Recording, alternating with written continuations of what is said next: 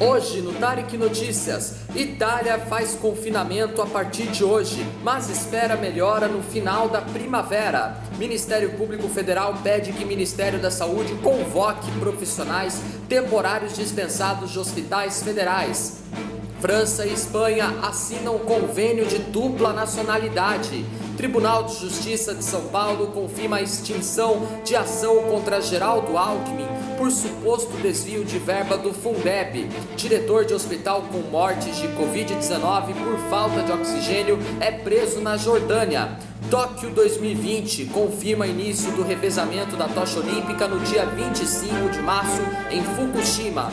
Eu sou Tarek Elaques e está no ar o Tarek Notícias.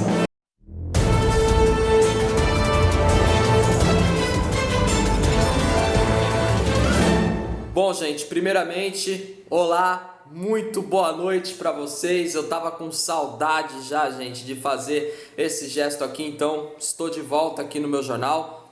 E vamos agora com as notícias de hoje. Olha, a Itália, em grande parte confinada a partir de hoje para frear a propagação do coronavírus, aposta em uma melhora na segunda metade da primavera boreal, segundo disse ontem o ministro da Saúde italiano Roberto Speranza.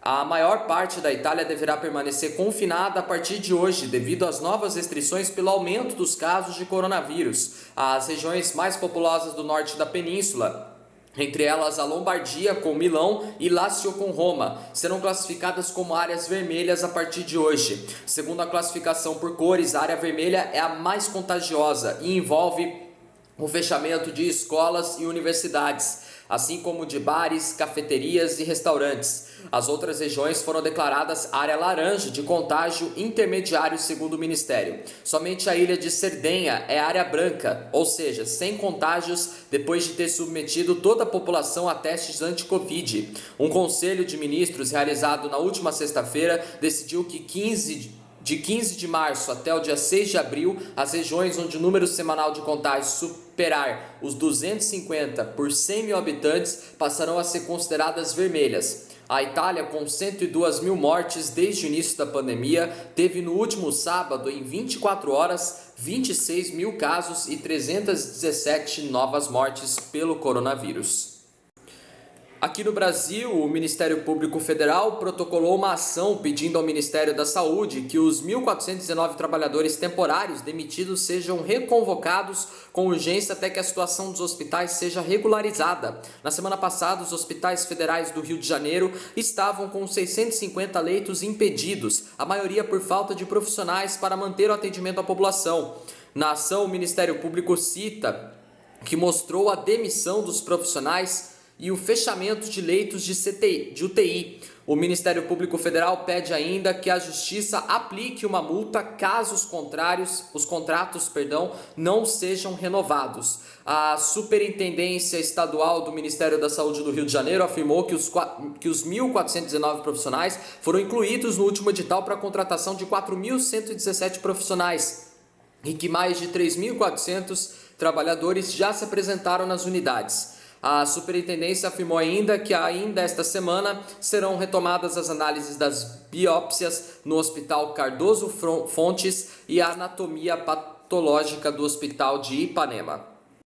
Vamos agora com notícias europeias, porque o chefe do governo espanhol, Pedro Sánchez, e o presidente francês, Emmanuel Macron, assinaram hoje um convênio de dupla nacionalidade e vai abordar a questão de um passaporte de vacinação em uma cúpula bilateral na cidade francesa de Montauban. Essa cidade, localizada no sudoeste da França, foi escolhida para a 26ª cúpula hispano-francesa. A anterior foi realizada em Málaga, em 2017, pelo seu simbolismo na história comum desses países vizinhos. Foi para lá onde centenas de exilados espanhóis se deslocaram durante a Guerra Civil Espanhola e a ditadura franquista. Em seu cemitério jaz o corpo de quem foi o último presidente da Segunda República Espanhola, Manuel Azaña.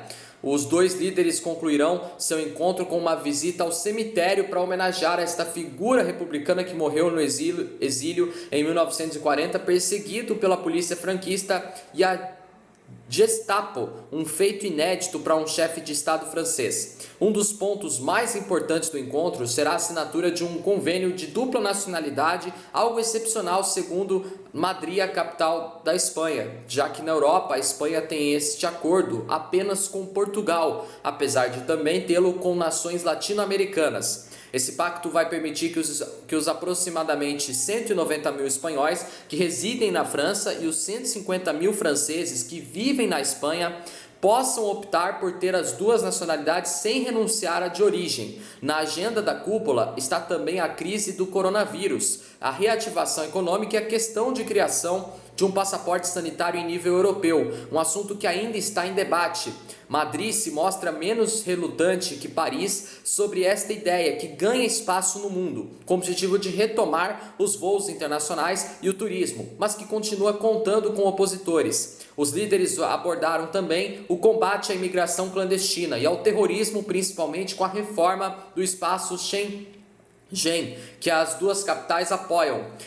Eles vão tratar também do fechamento de postos de fronteira nos Pirineus, decidido pela França nas últimas semanas, o que gerou controvérsias.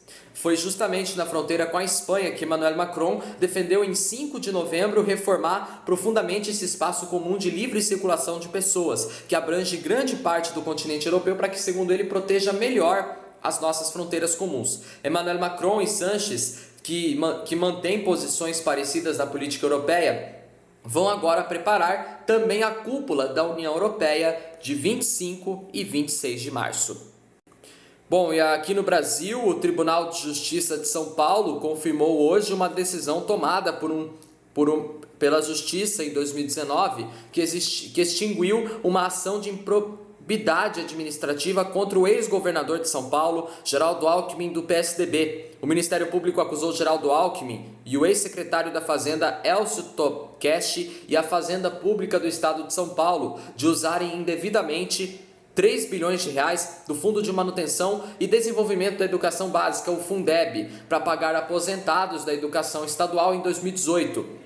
Depois de a Justiça determinar o arquivamento do caso em 2019, o Ministério Público recorreu por não concordar com a decisão, que foi confirmada agora por unanimidade pela 10ª Câmara de Direito Público de São Paulo, segundo a defesa de Geraldo Alckmin. O Ministério Público entendeu que Geraldo Alckmin havia desrespeitado recomendações do Tribunal de Contas do Estado para que a partir de 2017 o governo readequasse a gestão orçamentária destinando os recursos do Fundeb exclusivamente para manutenção e desenvolvimento do ensino. A defesa de Geraldo Alckmin entendeu que com o encerramento do processo agora foi feita a justiça ao confirmar a rejeição unânime de uma ação sem qualquer fundamento e completa inexistência de ato impróprio. A ação era um absurdo, porque o ex-governador Geraldo Alckmin sequer exercia o cargo na época dos fatos. Em 2019, a Justiça da 8ª Vara da Fazenda Pública do Estado de São Paulo já tinha determinado a extinção do processo em primeira instância, entendendo que a autorização para a utilização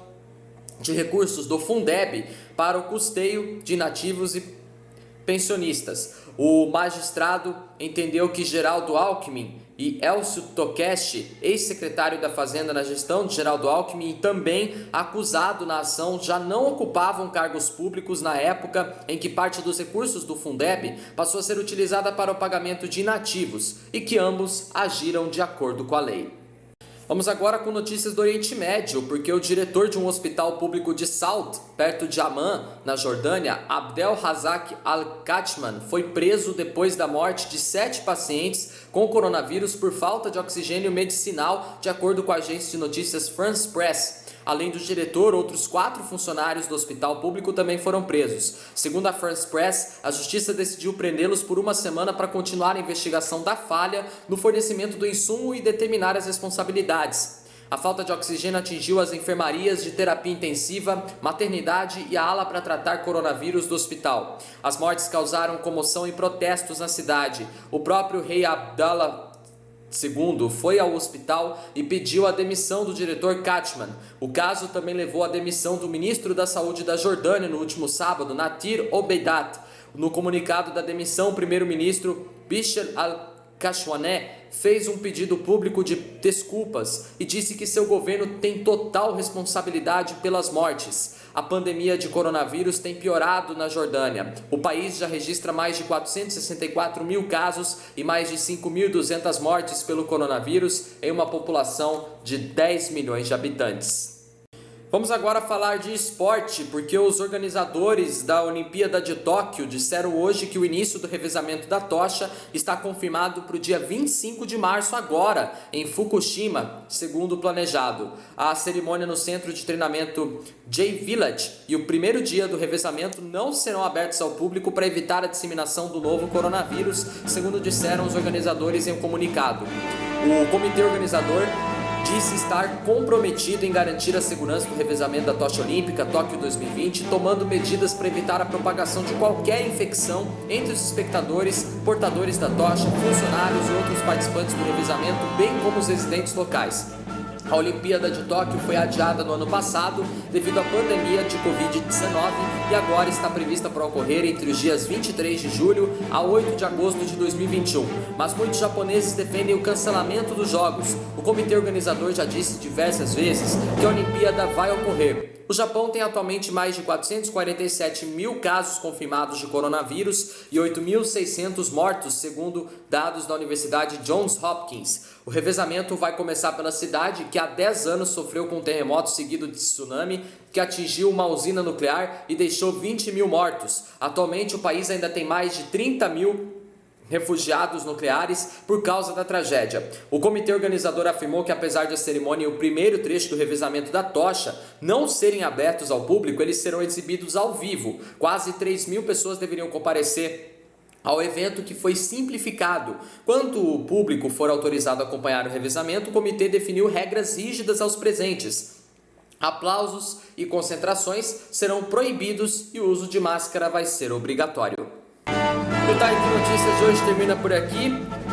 Se você quiser rever nossos vídeos desde a nossa primeira edição nacional, tá aqui no nosso canal, corre lá, deixe seu like, se inscreva no meu canal e me acompanhe também no Instagram e no Facebook. Tenham todos uma boa noite, um ótimo começo de semana para vocês e a gente se vê amanhã, viu? Em mais uma edição do Tarek Notícias. Valeu, tchau!